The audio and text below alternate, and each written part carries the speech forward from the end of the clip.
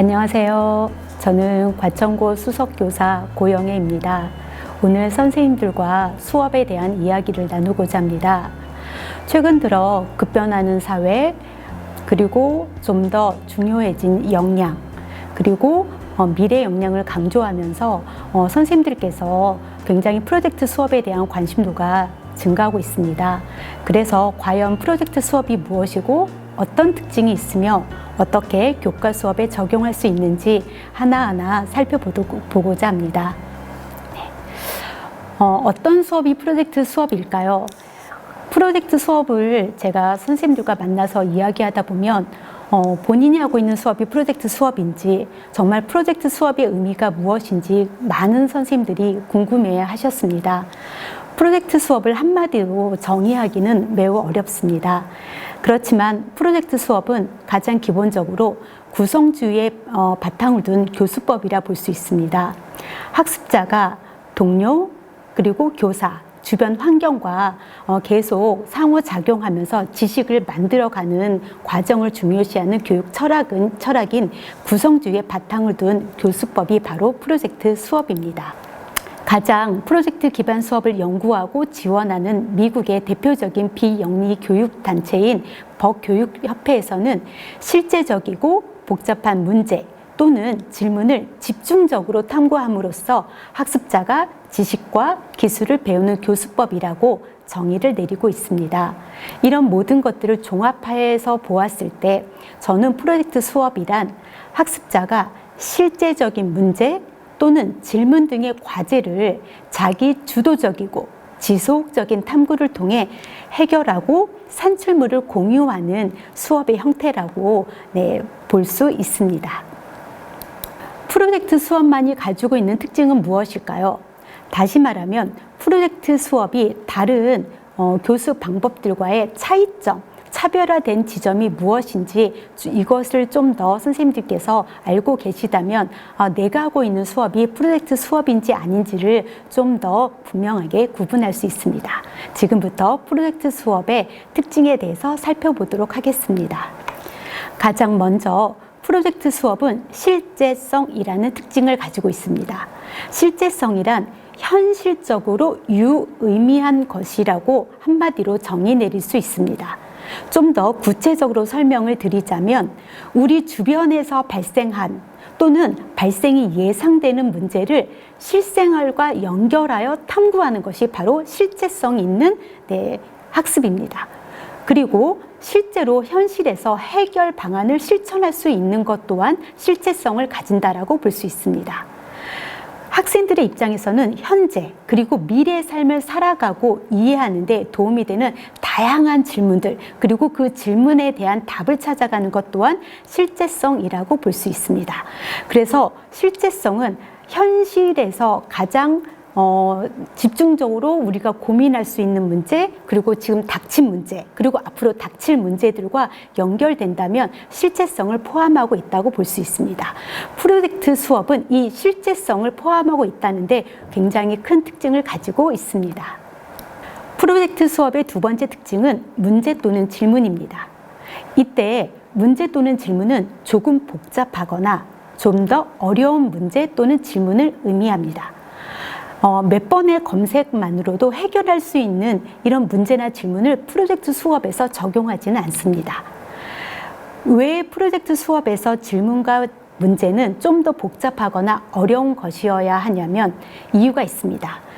좀 더 복잡하고 어려울 때 학습자들은 지금까지 알고 있는 지식과 경험을 충분히 활용함은 물론 새로운 지식을 습득하려는 이런 기회가 만들어지고 새로 습득된 지식을 자신의 것으로 만들고 새로운 상황에 이런 지식을 적용까지 가능하게 만들 수 있습니다. 따라서 프로젝트 수업에서 문제 또는 질문은 좀 더 복잡하거나 어려운 수준의 내 것을 지향하는 것이 좋습니다. 세 번째 특징은 자기 주도성입니다. 선생님들께서 프로젝트 수업하면 자기 주도성을 가장 먼저 생각하셨을 것입니다. 다른 수업의 방법에 비해서 프로젝트 수업은 학습자들이 그것을 어떻게 해결할지 스스로 선택하고 결정하는 기회를 제공하기 때문에 자기 주도성이 많이 발휘될 수 있는 기회를 제공한다고 볼 수 있습니다. 그러나 프로젝트 수업을 한다고 해서 모든 것을 학생들에게 100% 자율로 맡기지는 않습니다. 특히 교과에서 교과 수업 시간에 프로젝트 수업을 진행한다고 했을 때에는 프로젝트의 완성에 도움이 되도록 일정한 범위와 영역을 선정하여 어디까지 학생들에게 선택하고 결정할 수 있게 할 것인지, 어느 부분은 교사가 개입을 해야 될 것인지 교사가 잘 선택하고 정하는 것이 중요합니다. 중요한 것은 모든 것을 교사가 주도하는 것이 아니라 학생들이 선택하고 결정하고 주도할 수 있는 부분이 좀 더 많다는 것이 특징이라 볼 수 있습니다. 그 다음 특징으로는 지속적인 탐구입니다. 프로젝트 수업은 한두 차시에 끝나는 수업으로 진행할 수 없습니다. 왜냐하면 다양한 활동들이 들어가고 이 활동들 안에는 탐구라는 굉장히 깊이 있고 많이 노력을 요구하는 활동이 들어갑니다. 이 탐구는 지속적인 탐구이어야지 학생들이 깊이 있는 탐구로 이어져서 실제로 어려운 문제나 질문을 해결할 수 있습니다. 따라서 체계적이며 깊이 있는 탐구 시간은 프로젝트 수업에서 매우 중요합니다. 그러다 보니 프로젝트 수업은 아무리 짧게 잡아도 5차시 이상의 시간을 확보한 상태에서 수업을 진행하고 계획하는 것이 중요하다 볼 수 있습니다. 또한 혼자서 하는 프로젝트도 의미가 있지만 모두먼과 함께하는 팀 프로젝트인 경우에도 모두먼과 상호작용을 할 수 있는 시간을 충분히 확보할 때 좀 더 질이 높고 의미 있는 결과물로 나아갈 수 있습니다. 따라서 프로젝트 수업은 지속적인 탐구 시간이 필요하다는 특징을 가지고 있습니다. 프로젝트의 마지막 특징은 산출물입니다. 산출물은 프로젝트 학습의 문제 또는 질문과 관련된 수행의 결과물입니다.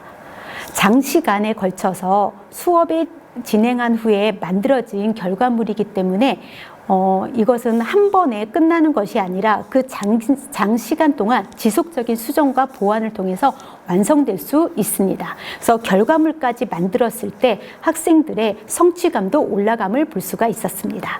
그래서 프로젝트 수업의 마지막 특징은 최종 산출물이라고 볼 수 있습니다.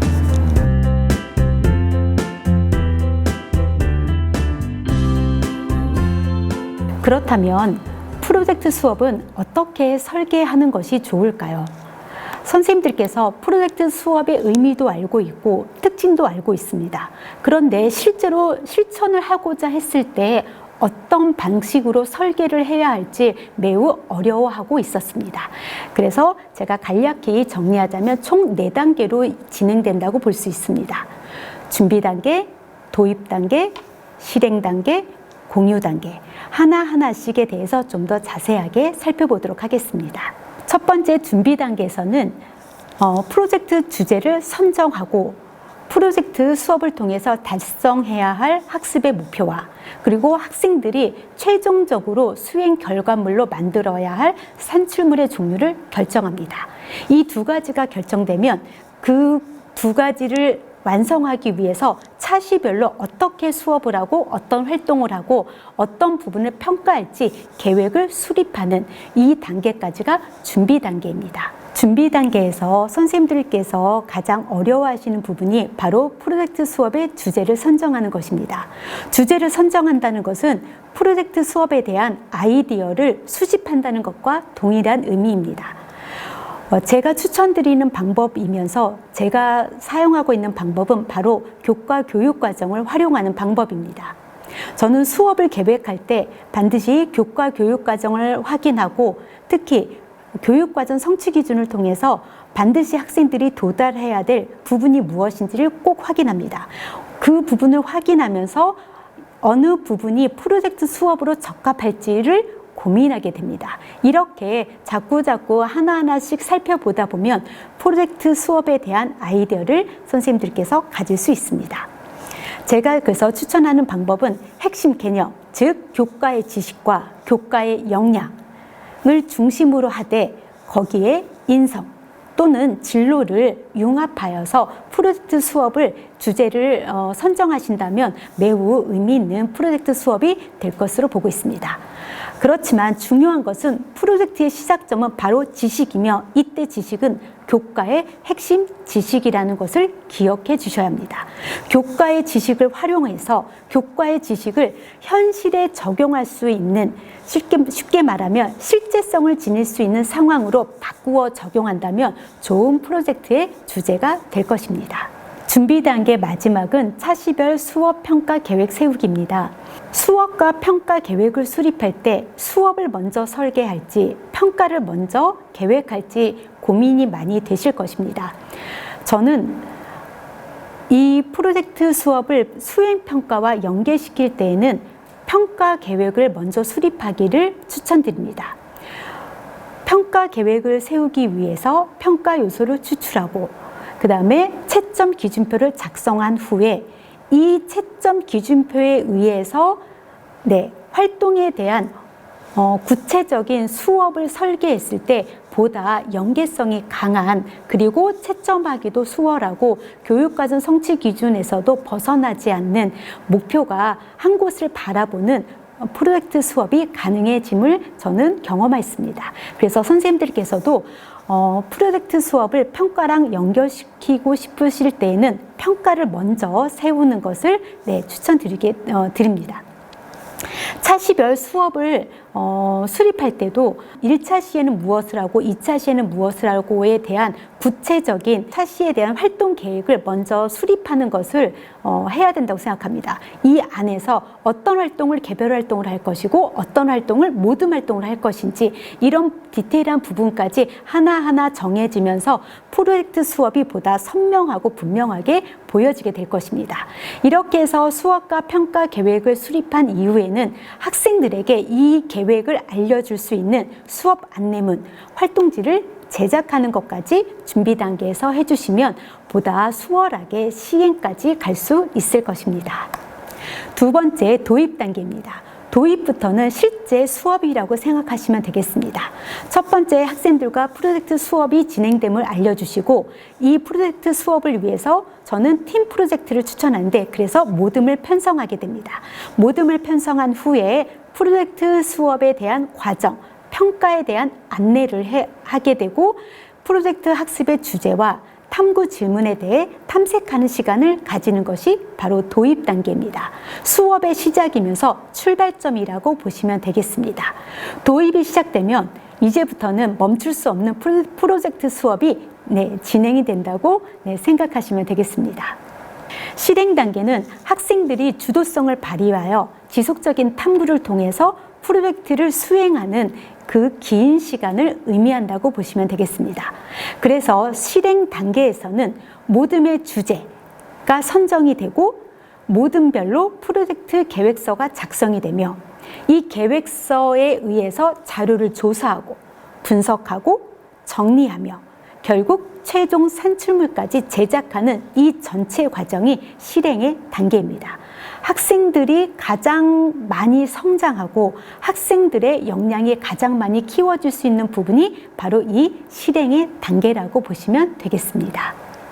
특히 실행 단계에서 산출물을 제작하게 되는데 산출물의 종류에는 굉장히 다양한 것들이 있습니다.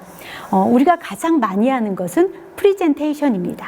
여러 가지 광고물, 홍보물, 포스터, 인포그래픽, 리플렛, 캠페인 등을 위한 프리젠테이션을 하는 형태가 가장 많이 선생님들이 선택하는 방식인데 이것 말고도 텍스트로 작성하는 대본을 만든다든지 보고서를 작성하는 수준에서 끝나는 것도 산출물이라고 볼 수 있습니다. 그런가 하면 홍보 영상, 광고 영상, 애니메이션, UCC, 뮤지컬 등 다양한 영상으로도 산출물을 제작할 수 있습니다. 그리고 신문을 만들거나 카드 뉴스, 영상 뉴스 등 뉴스라는 형식으로 산출물을 제작할 수도 있습니다.